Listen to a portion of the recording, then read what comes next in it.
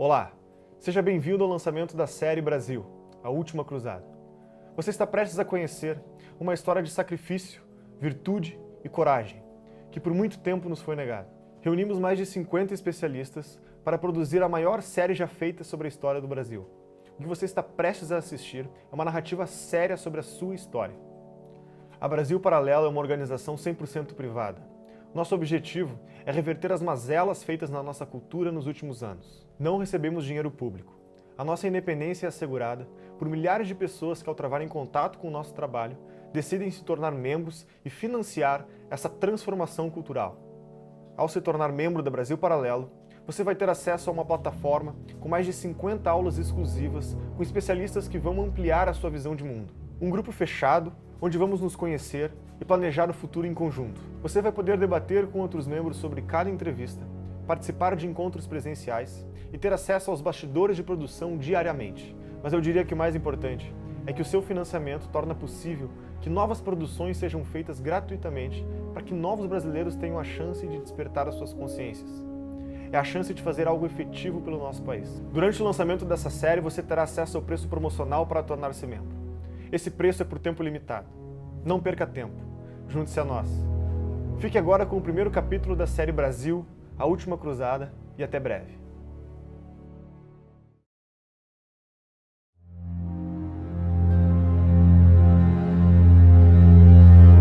Assim como a biografia de um homem começa na história de seus ancestrais, nossa pátria não pode ser compreendida apartada daquela que a concebeu e gestou. E a nossa identidade terá de ser buscada em acontecimentos enterrados por muitos anos, a milhares de quilômetros, no velho mundo e nas profundezas do oceano. Neste mergulho rumo às origens remotas, muitas das linhas que separam os mitos da realidade e a história das lendas vão sendo borradas pelo nevoeiro dos séculos e pelas crenças dos antigos. Os acontecimentos que formam o curso do tempo vão deixando para trás verdades esquecidas, mas que de alguma forma podem ser resgatadas, porque estão marcadas no solo, nos escritos e nas memórias dos homens que já viveram. Essa é a história que vamos contar, de um povo que ultrapassou os limites impostos pelos oceanos e disputou palmo a palmo contra o vento os rumos do seu próprio destino e que assim fez dele o caminho para um novo mundo.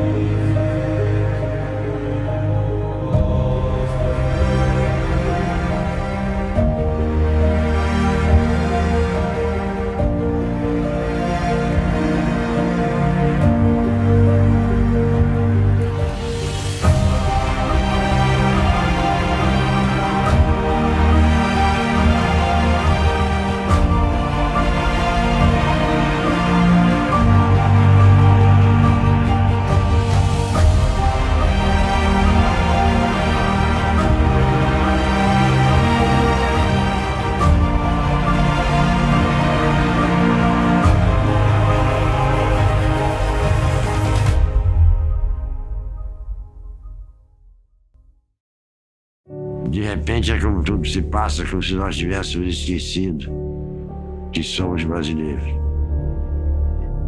A melhor solução para o Brasil é dar um pouco de Brasil para as pessoas. É comum encontrarmos no nosso dia a dia pessoas salientando as belezas naturais do Brasil. Pouquíssimas vezes encontramos pessoas salientando as belezas humanas do Brasil. Então você não pode celebrar mais os heróis nacionais, porque os heróis nacionais são parte da ideologia dominante. Então você faz a apologia do território, dos bichos e dos índios, etc, etc. E não, os heróis desapareceram. A apologia do território separada da apologia daqueles que a conquistaram não faz o menor sentido. todos eles, enfrentam uma crise de identidade. Porque eles não sabem quem são, não sabem de onde vieram, não conhecem toda a sua história. Sonegar essa história a um povo, sonegar essa história a uma nação é um ato perverso. Bom, veja você, a história é a própria identidade nacional. O que é identidade nacional? É a memória coletiva de feitos realizados em comum que dão às pessoas um senso da retaguarda das suas próprias vidas, da origem dos seus valores, sentimentos, etc. O ser humano não foi feito para ele ser, cada um que nasce, ser um novo Adão no paraíso, que surge do nada, né? Surge pronto e se faz a si mesmo. Isso é absolutamente impossível para o ser humano. Você vê, de todas as espécies animais, aquela que mais depende do aporte da geração anterior é o ser humano.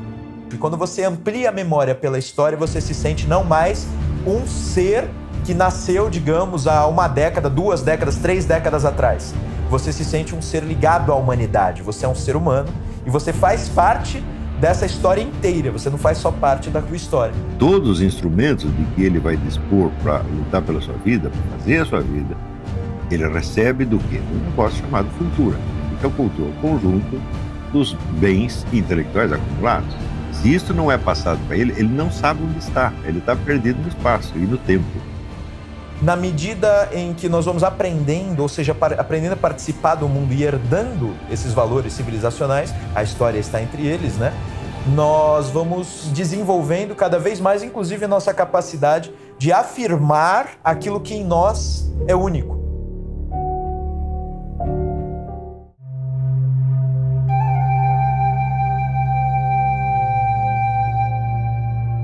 Somos tão jovens na história da humanidade que às vezes esquecemos do que nos permitiu chegar aqui e viver dessa forma.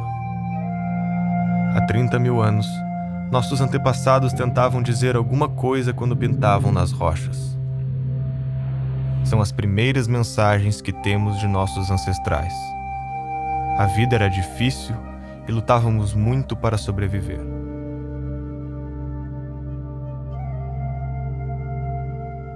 Os humanos não sabiam onde estavam.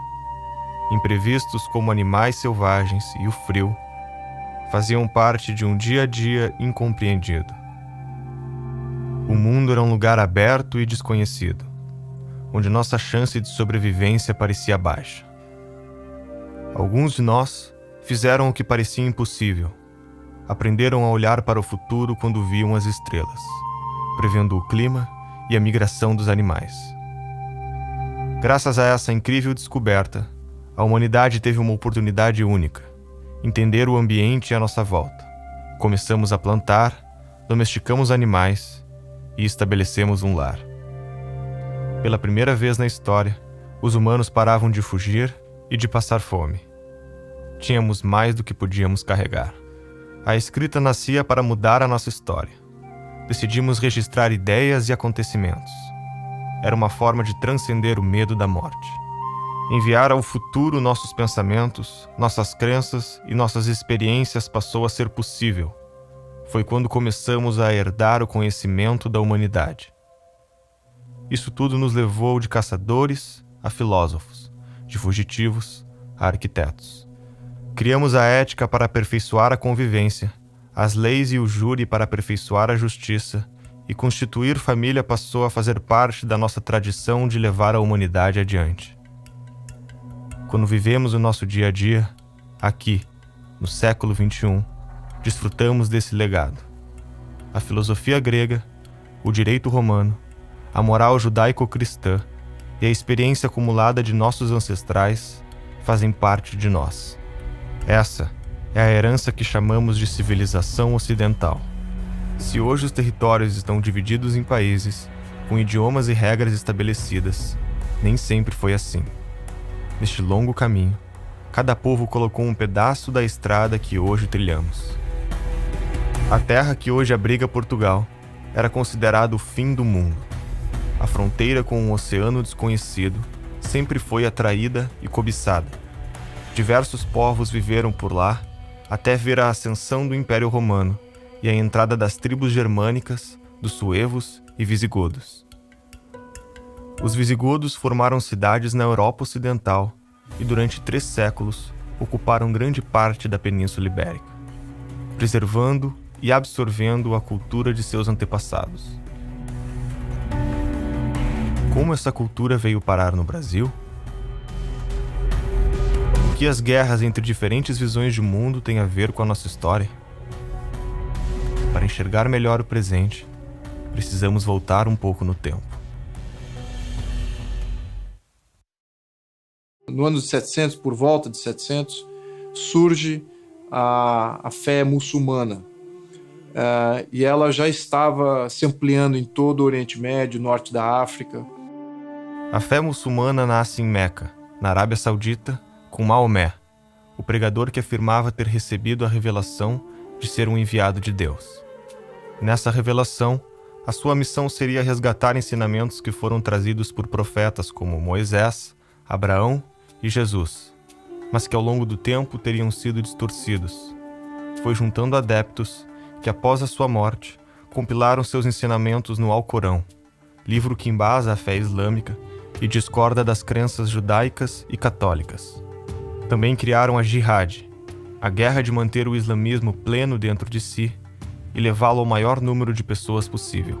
Dessa forma, buscaram alargar os horizontes do território islâmico, inicialmente tomando o Oriente Médio e o norte da África, para depois entrar na Europa Ocidental.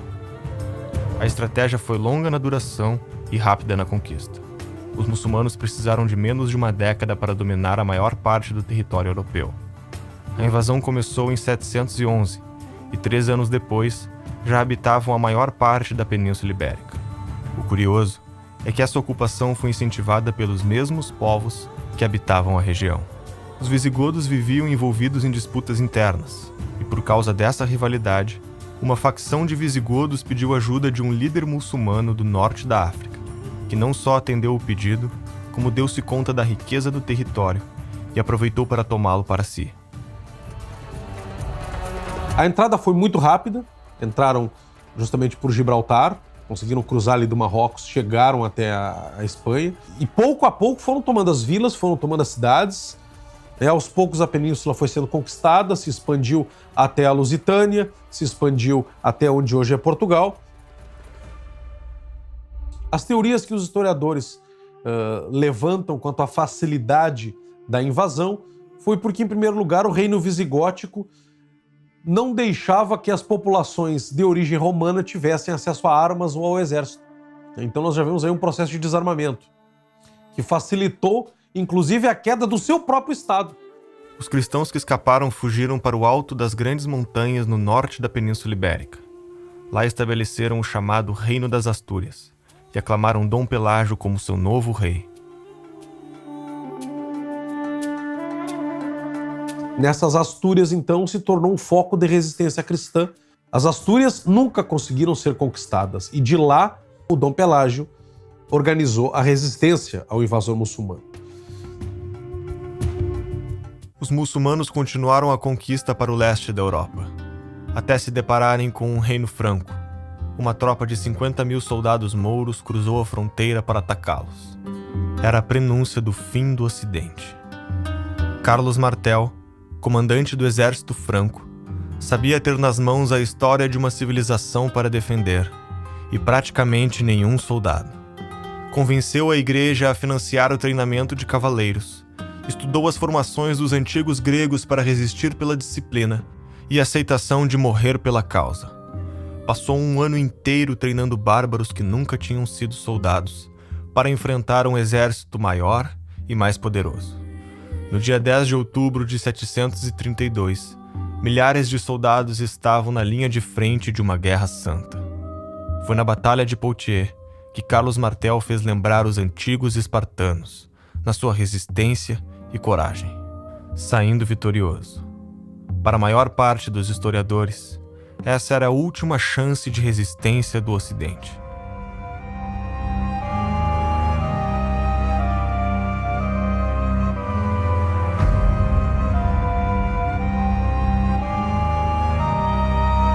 A vitória significava um suspiro de esperança para os inimigos do Islã.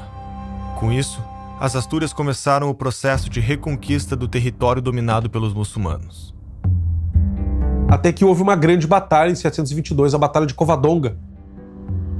Foi considerada essa Batalha de Covadonga o início da reconquista cristã, porque eles não estavam mais se defendendo ou fazendo pequenas guerrilhas, mas se defrontaram diretamente com o inimigo num processo de expansão do reino das Astúrias. Né? Os mouros tinham conquistado a Espanha e agora era hora de reconquistar a Espanha. Era hora de reconquistar o território perdido. E Covadonga é um evento importantíssimo para a cultura católica espanhola. Né? Dom Pelágio é considerado justamente um grande herói, não só porque ele resistiu e se organizou nas Astúrias, mas porque foi um herói vencedor em Covadonga. Né? Várias batalhas, várias guerrilhas que foram sendo travadas foram vencidas pelos asturianos, pelo moral que eles ganharam na vitória em Covadonga. Quando você observa uma sociedade islâmica, você tem tudo diferente. Tudo diferente. Todos os valores são diferentes desse daí. E Portugal passou por um tempo por domínio islâmico, tá? E aí você percebe que alguns valores islâmicos a gente pegou, não só na linguagem, a gente tem alface, algumas palavras com algodão é alcudum, palavras que vêm do árabe, mas a gente tem também alguns valores. Por exemplo, quando a gente tem organização militar. A organização militar, como eu disse, cristã, ela era mais de um cavaleiro querendo se tornar digno, querendo se destacar, se autossacrificar por uma causa maior no campo de batalha. Enquanto que os islâmicos tinham uma visão mais coletivista, mais organizada. E aí os Portugal e Espanha aprendem, eles mantêm o heroísmo cristão e aprendem as técnicas islâmicas. Porque primeiro eles apanharam, né? O Islã, se você observar o mapa, eles pegam a Península Ibérica quase toda, fica um pequeno pedaço de resistência e depois eles vão reconquistando.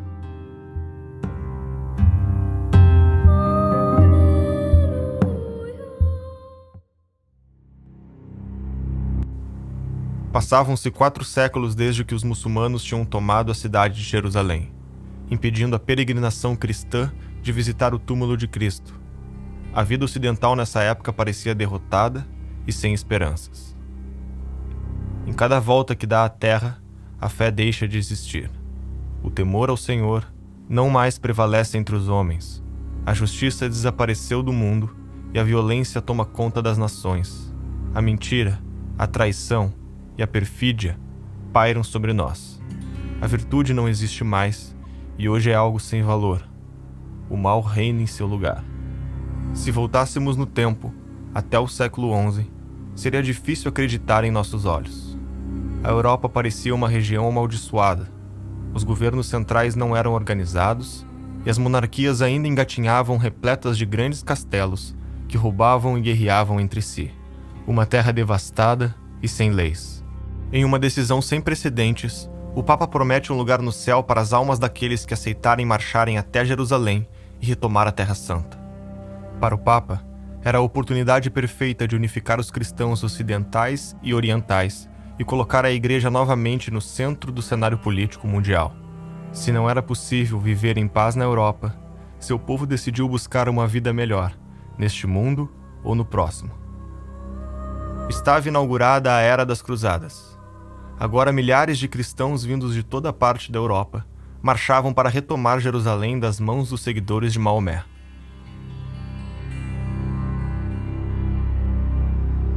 O que foram as cruzadas? Foram uma resposta parcial e tardia à maior agressão imperialista que a Europa já havia sofrido. Você vê que nem os romanos fizeram tanta devastação quanto os muçulmanos fizeram. Porque os romanos, pelo menos, quando Roma invadia um lugar, invadia um país, imediatamente transforma todo mundo em cidadão romano e você tinha todos os direitos. E o romano se adaptava às religiões locais. Ao contrário, você tem lá a sua religião local, uma divindade esquisita, o romano pegava, botava aquilo no panteão em Roma e falava, bom, essa aí mais uma religião está valendo. Quer dizer, quem inventou o multiculturalismo foram os romanos, né? E os muçulmanos, ao contrário. Onde eles invadiam, você tinha a opção. Você se converte ao Islã agora, você aceita a autoridade islâmica, ou tem 2 hipóteses. A primeira é você morrer, e a segunda é você virar um cidadão de segunda classe, que não pode praticar sua religião em público, não pode nem falar dela em público, você não pode exercer este posto, aquele posto, aquele posto, aquele posto. Tá certo? O que é que você ganha? Nós vamos tomar metade de impostos, e assim por diante. As cruzadas se iniciaram para resgatar a terra de Canaã, porque ela havia se tornado de uma fé hegemônica, que era na questão islâmica. As cruzadas foram um grande sucesso no início, conseguiram expulsar os exércitos sarracenos e libertar Israel, libertar Jerusalém. Com a Terra Santa reconquistada, surgiram massas de peregrinos marchando em busca da paz espiritual. Mas o caminho até Jerusalém era para poucos. Além de frequentes assaltos, haviam constantes ataques de exércitos muçulmanos ao longo do percurso. Todo peregrino cristão que quisesse ir para a terra de Canaã, Israel, tinha seu caminho impedido. Né? Começou a ser muito perigosa essa jornada. Sempre foi, mas ficou mais perigoso agora porque havia uma missão islâmica que começava a impedir a peregrinação. Né? Então você corria risco de vida real. Para proteger os cristãos nessa jornada, começaram a se formar diversas ordens militares para acompanhá-los na viagem. Um grupo de nobres da França se reuniu e formou uma ordem para proteger os peregrinos em sua caminhada. Essa ordem foi a Ordem dos Templários. A ordem seria reconhecida oficialmente pelo papado, ganhando isenções e privilégios, como o poder de se comunicar diretamente com o Papa. Ao ser admitido como cavaleiro, deviam jurar viver em castidade e pobreza, ser obediente ao mestre do templo e nunca recuar em campo de batalha. Conquistou grande popularidade e cresceu rapidamente, tanto em membros como em poder. Para defender as riquezas dos peregrinos durante as cruzadas, criou um mecanismo de depósito e saque, que tornou-se o embrião do sistema bancário. Eles eram religiosos e tinham um voto de não recuar no campo de batalha.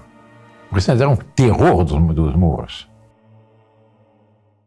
A ordem poderia ajudar muito, esse novo exército está se formando, poderia ajudar muito na Constituição de Portugal.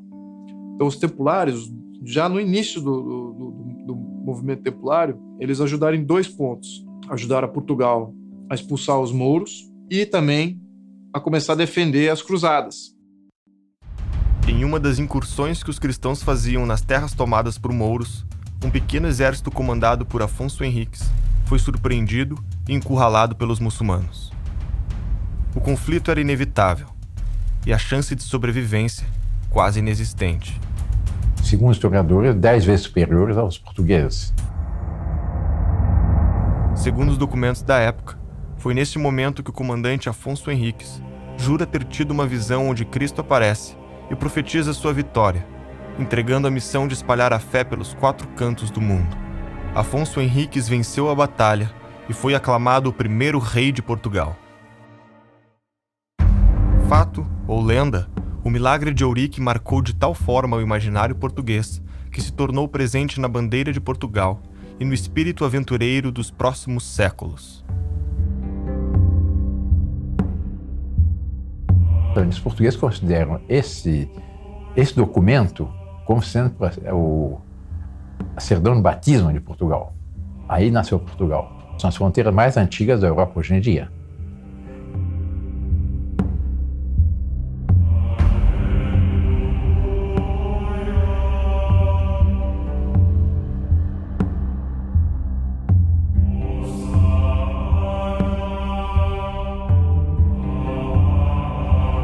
A civilização se funda com orientações gerais que vêm do mito. Mito não é sinônimo de mentira. Você vai ao dicionário e vai ver que mito tem várias acepções, uma delas é sim, enganação, ilusão, mentira. Mas o mito, no sentido em que eu uso, é o sentido grego, e o sentido grego é uma explicação primordial sobre a ordem do universo e sobre a ordem humana. Então, por que primordial, né? Porque é uma explicação sem tempo, lá no passado, que você não sabe direito quando foi. Algumas coisas aconteceram e elas explicam como o universo surgiu, explicam como a vida humana se organizou e por quê, qual é o entrosamento dessas coisas. Sem mito não tem civilização. O que nós tivemos aqui é a figura do pai fundador. né? E essa característica se manteve presente desde a fundação de Portugal, desde Dom Afonso Henriques. Com isso ele ganha mais poder, ele ganha mais autonomia e ele continua, então, a formar os seus domínios, impedindo que o Moro entre novamente. A Espanha, pelo contrário, continua a lutar contra o elemento Mouro, contra o elemento mourisco. A Europa estava em constantes conflitos entre os reinos. Todos queriam afirmar seu poder e as fronteiras eram frágeis. Entre eles estava a França, onde o rei Filipe IV, o Belo, queria expandir o seu poder a qualquer custo para enfrentar a Inglaterra. Foi quando teve uma ideia inédita: cobrar impostos da igreja. A retaliação foi rápida e o rei foi excomungado pelo Papa. O Papa não esperava que a campanha difamatória feita por Filipe o Belo pudesse ser tão forte a ponto de ele acabar espancado e morto pela população. O novo Papa que o sucedeu também morreu em menos de um ano, em origens até hoje desconhecidas. É quando assume o Papa francês Clemente V que reverte as decisões da Igreja em favor de seu rei. Na ânsia por poder, Filipe IV continuou expropriando judeus e bancos, gerando inflação, dando calotes e fazendo imensas dívidas. A população se revolta com a imensa crise e o rei recorre à Ordem Templária, que emprestou dinheiro para pagar suas dívidas. O problema é que o empréstimo foi indevido. O dinheiro era usado para as cruzadas e quando o grão-mestre da Ordem, Jacques de Molay, soube do fato, expulsou o tesoureiro, abrindo um cabo de guerra com o rei francês. Filipe o Belo usa de novo a mesma estratégia.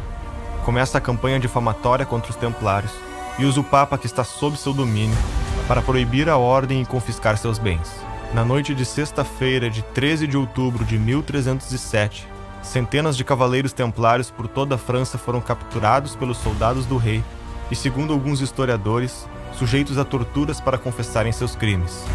Até hoje, não temos todas as conclusões sobre essa história, mas para muitos, aquela noite seria o motivo da superstição de sexta-feira 13 ser um dia sombrio.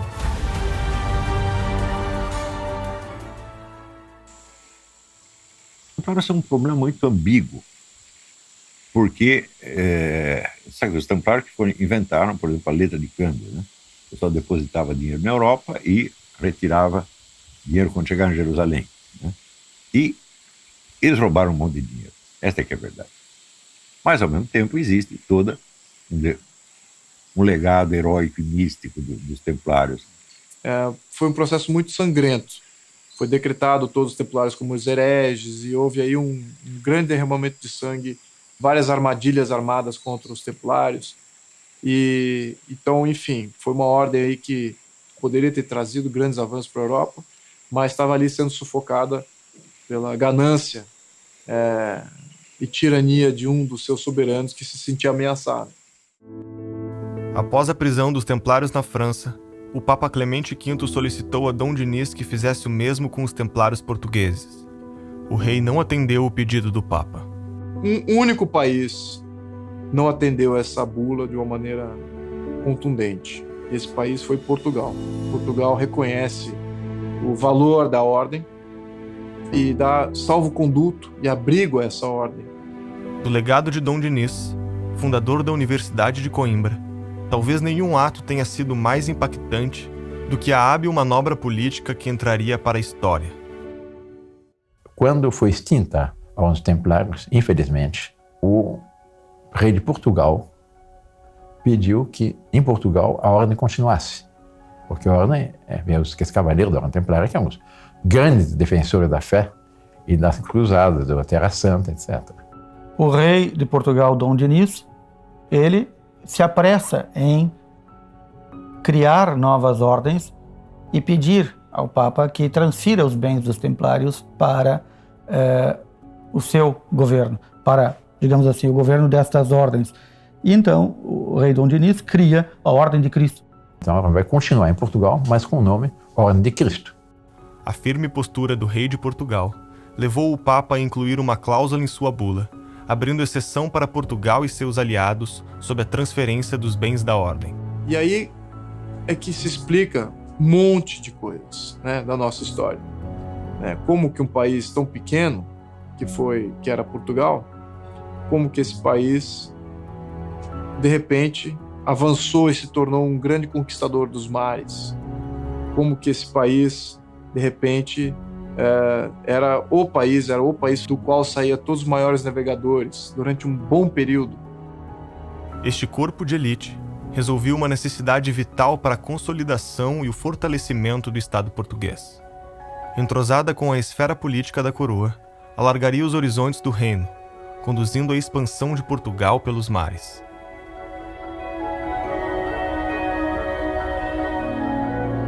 A vida política em Portugal também não seria tranquila. Os herdeiros de Dom Afonso Henriques não perpetuariam o governo da dinastia Afonsina. Mais uma grande guerra eclodia na Europa entre a Inglaterra e a França, chamada de Guerra dos 100 Anos. Muitos reinos se dividiram, dependendo do lado que apoiavam.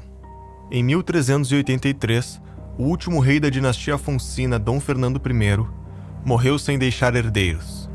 Acontece que este rei tentou invadir o reino de Castela 3 vezes durante a Guerra dos 100 Anos, perdendo em todas, e na última foi obrigado a casar com a princesa de Castela para estabelecer a paz. A ausência de descendentes reais lançou Portugal em uma séria crise monárquica. Uma eventual união entre os reinos podia ser desastrosa para a economia portuguesa. Castela ainda vivia sob uma economia feudalista, ao passo que os portugueses já apresentavam o desenvolvimento da burguesia que logo situaria a nação como a mais poderosa do mundo conhecido. O conflito só teve fim em uma guerra armada quando, em 1385, Dom João, o mestre de Avis, enfrentou tropas castelhanas na Batalha de Aljubarrota e foi proclamado o novo rei de Portugal. Uma nova etapa gloriosa na história de Portugal, que é a etapa da dinastia de Avis, com Dom João I e seus filhos, a chamada ínclita geração, e ao longo do século XV, o que nós vemos é o crescente esplendor de Portugal. Porque realmente dessa ínclita geração ia nascer o grande império dos descobrimentos. Nós temos um dos filhos de Dom João I, que é o infante Dom Henrique, que começa e lança Portugal nessa grande aventura dos descobrimentos. Nenhum dos filhos da ínclita geração se destaca mais do que o infante Dom Henrique, o navegador. Portugal foi e continuava sendo a extremidade ocidental da terra, o fim do mundo conhecido pelos europeus, com a forte crença de ser impossível navegar no Oceano Atlântico. Tudo isso costumava ser atribuído à vontade divina. Parecia ser uma impiedade a mera audácia de se aventurar por aquelas águas. Um dos mais influentes desses mitos era a história de São Brandão, monge irlandês que, segundo um relato muito popular a partir do século X, teria navegado pelo Atlântico Norte e descoberto várias terras fantásticas e paradisíacas. Com a Europa imersa no caos, a ideia de haver uma ilha em paz para além do oceano trazia esperança aos povos que circulavam esses mitos. Apareciam ilhas lendárias nos mapas da época, como uma ilha chamada High Brasil, que significava Terra Prometida, e pode ter influenciado o nome do nosso país. Procurar a Ilha Brasil, Antilha, o Purgatório ou Atlântida não era mais fantasioso do que procurar a China, a Índia, o Japão ou as Américas. Pouco a pouco, feitos impressionantes foram acontecendo.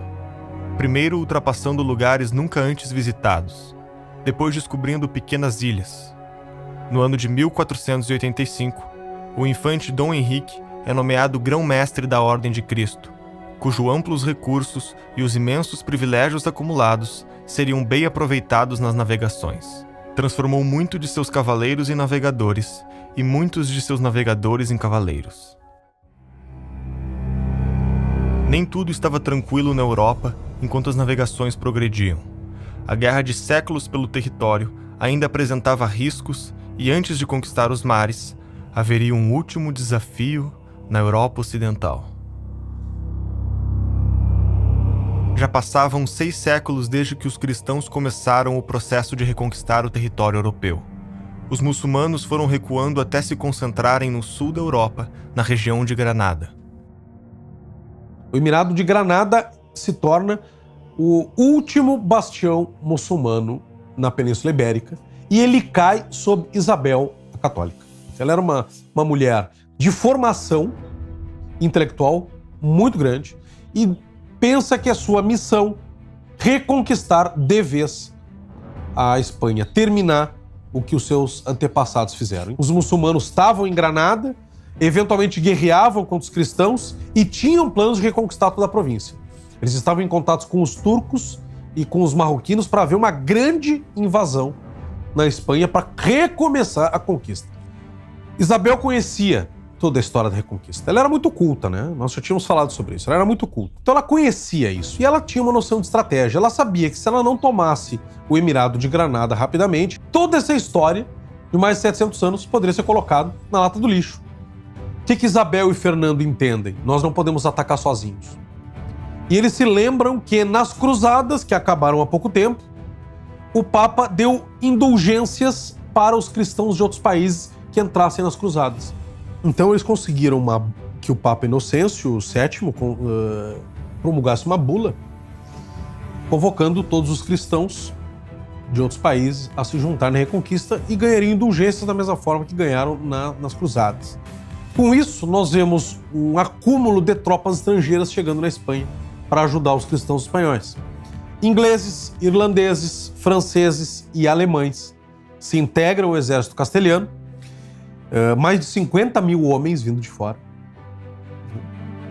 passam a integrar o exército castelhano de Fernando e de Isabel. Isabel se faz presente pessoalmente nos acampamentos militares e eles partem para novas conquistas até chegarem aos pés da cidade de Granada. Os cristãos, nesses 8 meses, não esmoreceram, eles continuaram convictos de que uma hora Granada iria cair. Os mouros também sabiam que ia cair. Eles continuavam lutando apenas por heroísmo. Queriam ser fiéis àquilo que eles acreditavam.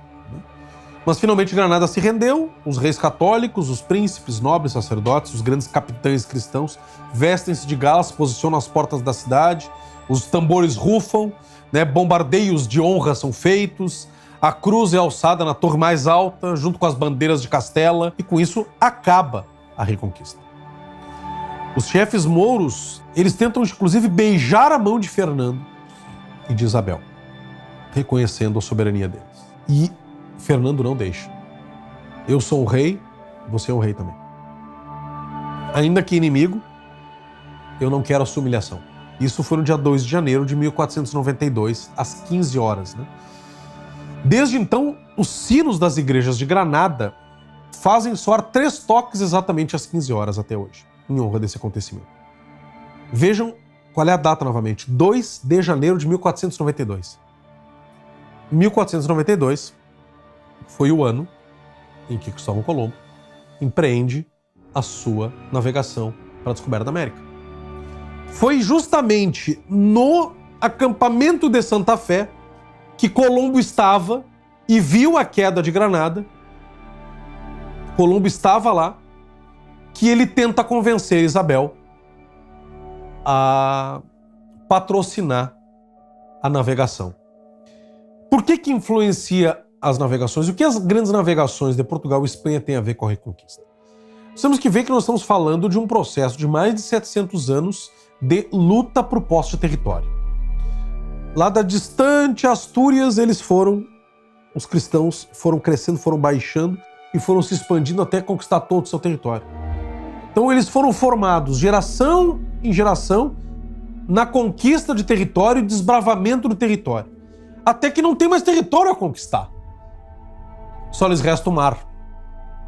Cristóvão Colombo conseguiu que Isabel e Fernando financiassem a sua expedição. Era um objetivo antigo, que já tinha sido lhe negado por outros reis, inclusive pelo de Portugal.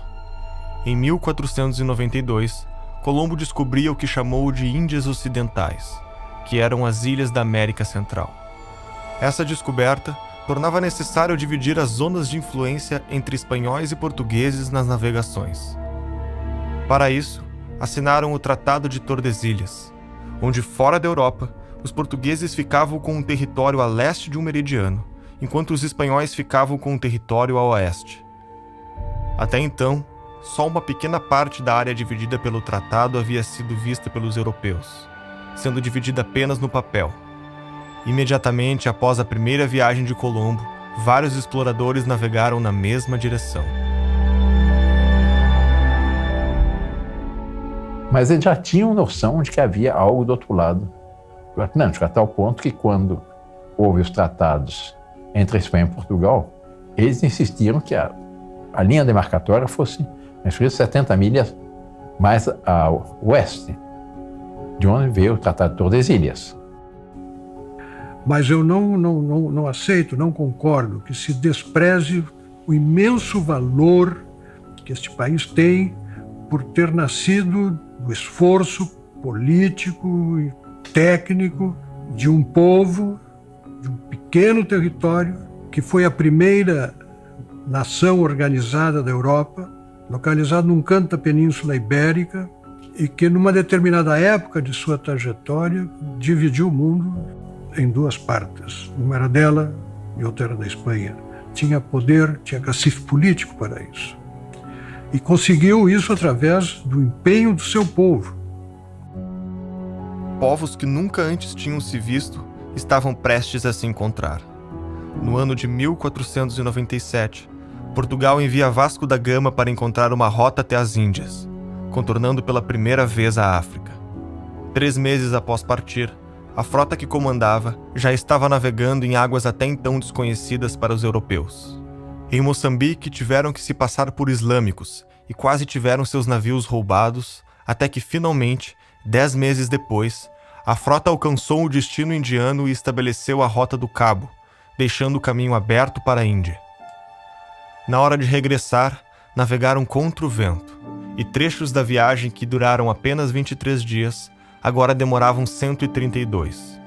Metade da tripulação pereceu, e das embarcações e dos 148 navegadores que estavam lá, só 2 delas, totalizando 55 homens, voltaram para Portugal.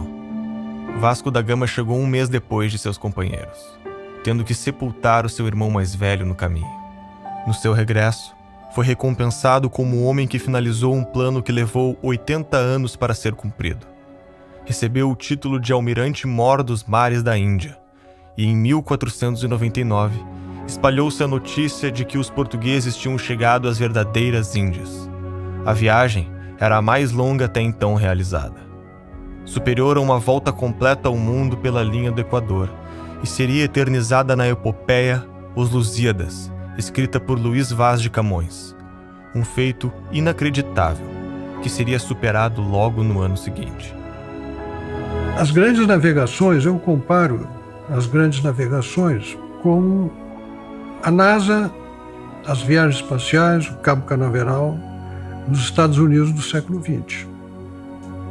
E eu não sei quais eram as aventuras mais arrojadas. Se aquela de navegadores que se jogavam no mar aberto numa época de superstições, de receios, de medos, de incertezas, navegando em águas nunca dantes navegadas.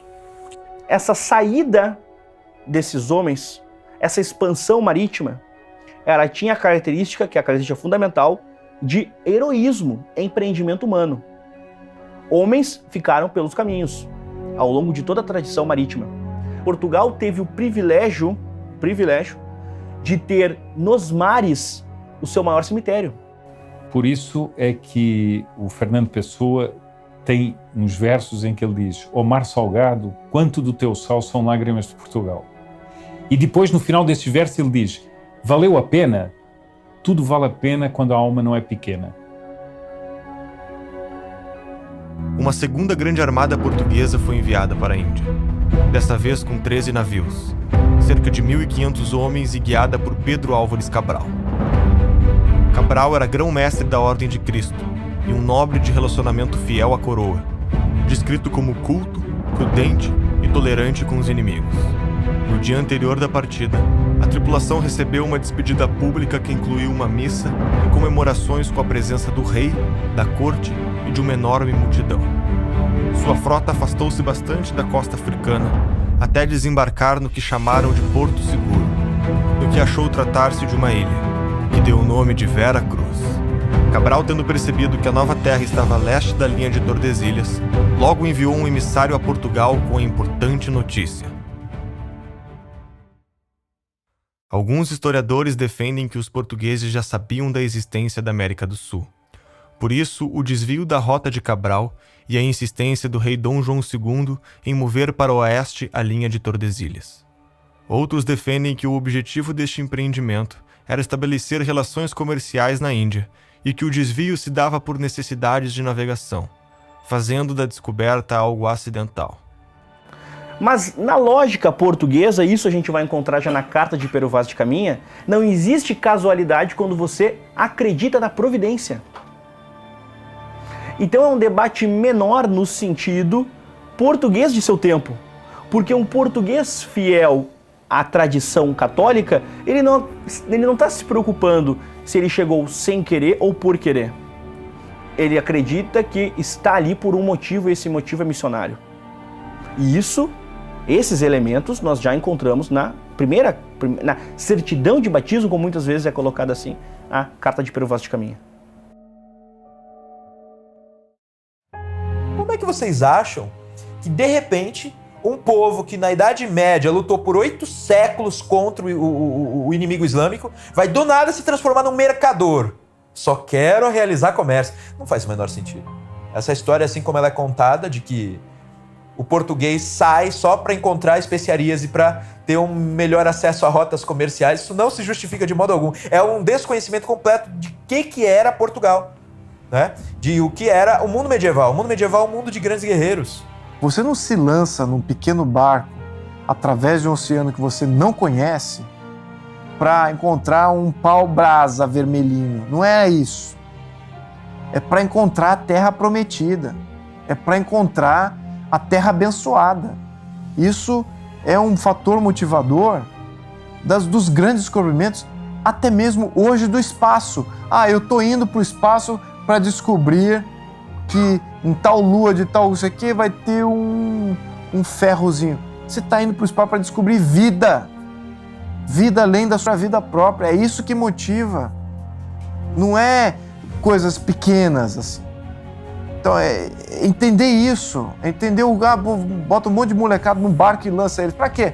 Porque eu quero que ele pegue uma pedra lá, né, do outro lado do oceano. É isso? Não, eu quero que ele encontre o paraíso. Essa que era um fator motivador. Então, era a base da vontade, era o elan do negócio. Então não era coisa pequena, não é uma coisa frívola. Como se constrói. Não era nada disso. Claro, é mais difícil eu contar essa história para um número muito grande de pessoas. É muito mais complicado. O fato é que no dia 22 de abril de 1500, os portugueses atravessaram o Oceano Atlântico e chegaram no Brasil. Era o ápice da expansão marítima portuguesa. Portugal não era mais a extremidade do fim do mundo. E a história dos dois lugares nunca mais seria a mesma. A história merece ser contada. Pela sorte, pela providência, pela virtude ou por todas elas. Chegamos até aqui. Nossa trajetória tem nome. E cada vez que olhamos para trás, lembramos de cada personagem que construiu o palco de nossas vidas. Temos a oportunidade de escolher nossas referências, aprender com os nossos erros, elevar o nosso moral. Em algum lugar, sempre haverá o panteão daqueles que nos trouxeram até aqui. Lá estão as paixões, os méritos, os sacrifícios e todo o heroísmo da humanidade. Não foi fácil. A preservação desse lugar cabe a nós. Não podemos deixar que roubem os degraus da nossa civilização. E sempre que estivermos perdidos e sem saber para onde ir, eles estarão lá, de braços abertos, para nos contar tudo o que sacrificaram para dar um passo além do que parecia possível. não se trata apenas de não esquecermos de onde viemos. Se trata de não esquecermos para onde estamos indo.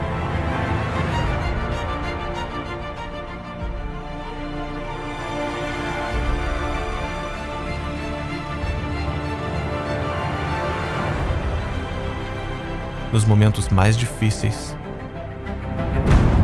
a história deve ser lembrada.